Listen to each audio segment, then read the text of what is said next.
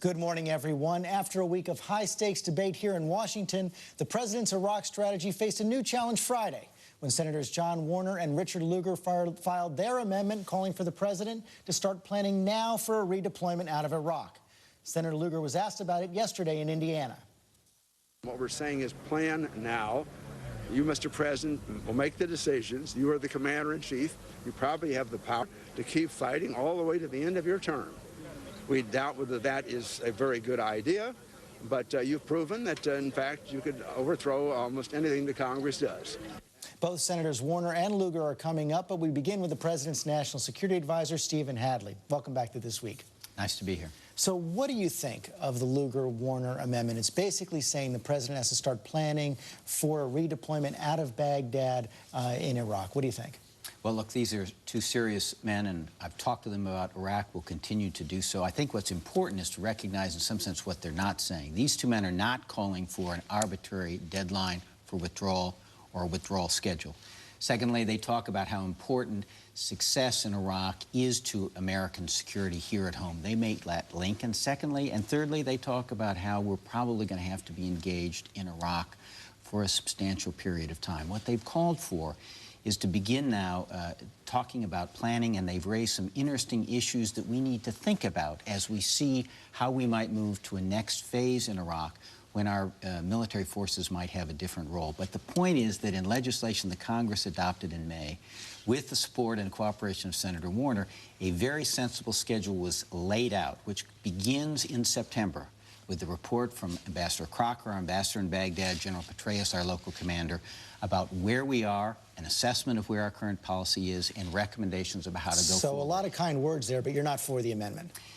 They've done a useful service in indicating the kinds of things that we should be thinking about. But the time to begin that process is September, and the opening shot really ought to be to hear from the commanders on the ground who can make an assessment of where we are in our current strategy. But what's going to be different in September? We saw the interim report card this week. I mean, and the president noted that there was not very satisfactory progress on most of the political benchmarks that Iraq had to meet.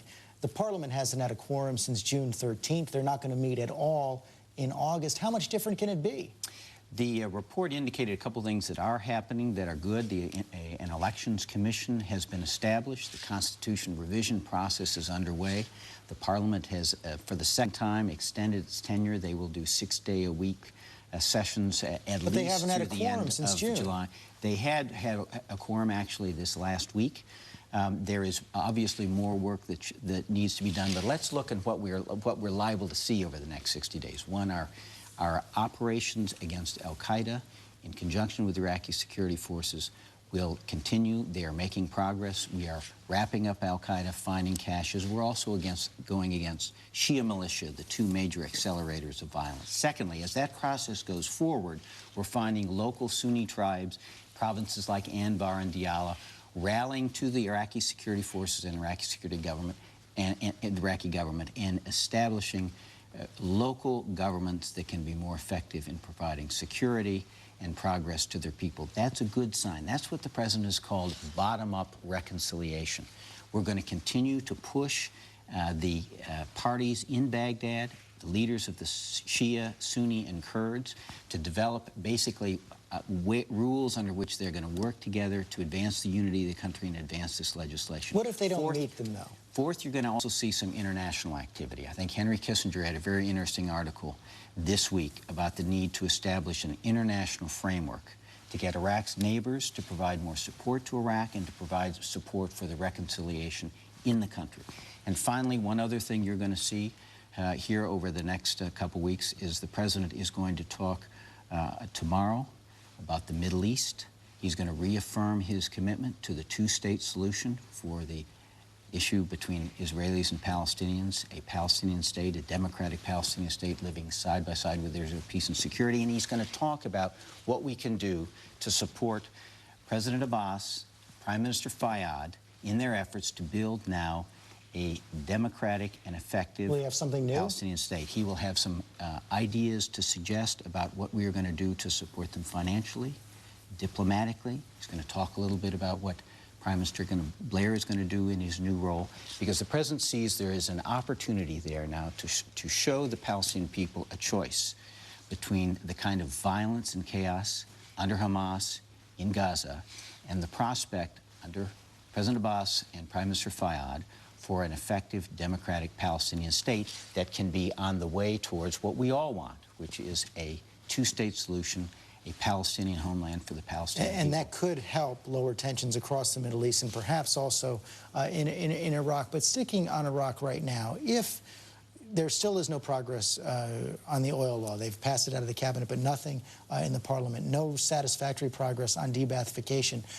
If those benchmarks are not met in September, will the president change course or not? Remember, George, there's a lot more to the benchmarks than just those 4 pieces of legislation. There are 18 benchmarks. They cover political, economic, and security.